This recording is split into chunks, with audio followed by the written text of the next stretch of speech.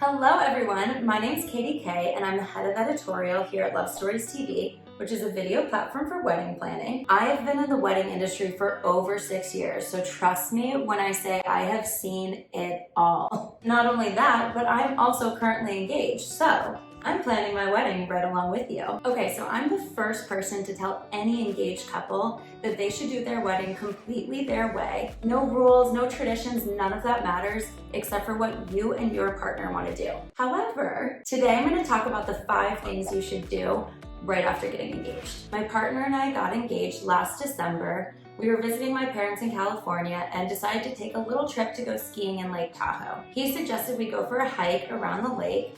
It was absolutely gorgeous. There's snow-covered mountains in the background. We're wandering around in the snow, taking cute little selfies. I literally have no idea what is happening in his head. He didn't even seem nervous. Turns out, we get to the very end of a pier and there are photographers taking our picture the whole time as he gets down on one knee and asks me to marry him. Meanwhile, my lovely response was, "What are you doing? Are you serious? Is this real? This is not real, stop it." I'm a delight. I can't imagine the pressure he must have felt having to propose to someone who's been in the wedding industry for so long. So major props to him, he knocked it out of the park. But that leads us to my first tip, which is celebrate.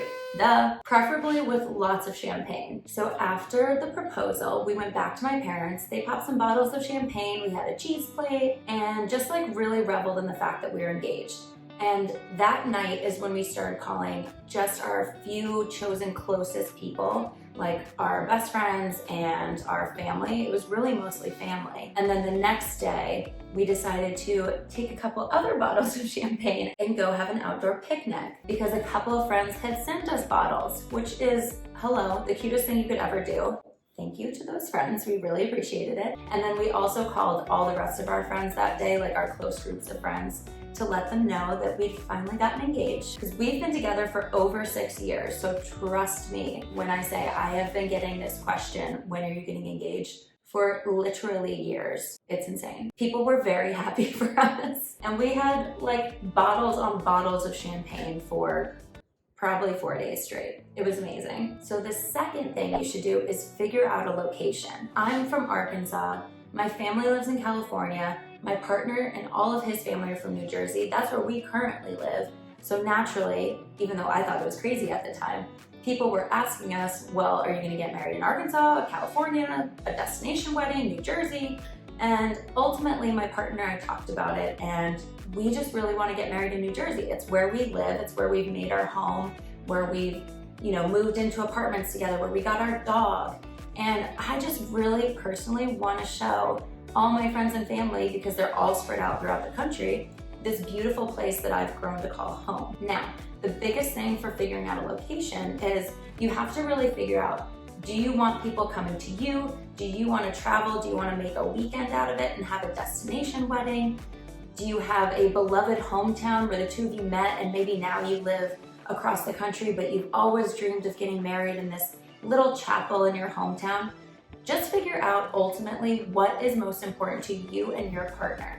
That's the only thing that matters. That is my be-all end-all for wedding planning. Number 3, figure out your top 3 priorities. Not only will this inform your entire wedding planning moving forward, but most importantly, your budget, which we will get to. For instance, say you and your partner are really big foodies and the thing you're most excited about at your wedding is the meal or the cocktail hour, appetizers, or the signature drink. Those are going to be the vendors that you want to prioritize in your budget. That way, if you know this, then you can spend a little bit more or even splurge on that particular vendor, like catering and bar service, and then save a little bit on florals and decor overall if those are things that you're not as excited about. Knowing these 3 priorities is the biggest thing in helping you figure out what type of wedding you want. For instance, my partner and I really just want to prioritize video, obviously, music, food, and drink, because we want a big party atmosphere for our wedding. We just want people to feel like they walked into a festival brought to them by us. This brings me to tip number 4. You knew it was coming. Figure out your wedding budget. You literally cannot do anything without knowing your wedding budget. Your wedding venue alone could be anywhere from 20 to 50% of your budget, depending on how much they offer and include, like catering, linens, rentals, etc. Now, I know I keep mentioning the priorities, and I'm going to keep mentioning them because it really is important. For instance, if you are prioritizing video like I am, then you're gonna want one of your top vendors to be a videographer. And if you're looking at videographers and you're realizing they're a little bit out of budget for what you've allocated for that videographer category, you may want to look to those vendors that you're not as excited about and take a little bit of money out of there and throw it on that videographer budget. That way you can get your dream vendors for those categories that you are most excited about, and you won't be spending as much on categories that you just don't really care that much about, frankly. So again, you really can't do anything without a wedding budget. If you talk to a wedding planner, that's going to be one of the first things they ask you. So make sure you figure that out as early as you can. We are at the 5th and final tip, and that is research your priority vendors. Yep, priority is coming in again. But this is super helpful. Guys, I am telling you, it is so helpful to know those priorities, because as soon as you figure out your location, say for instance you choose New Jersey, then you can start looking and researching all the vendors that you know are going to be most important on your wedding day.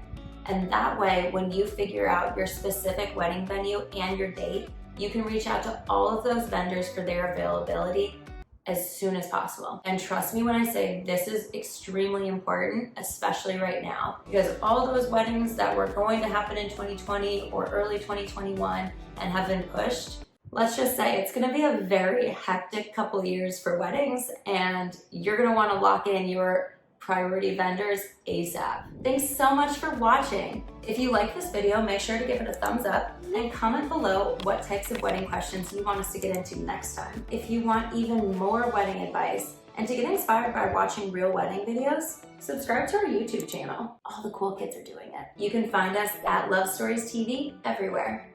See you next time.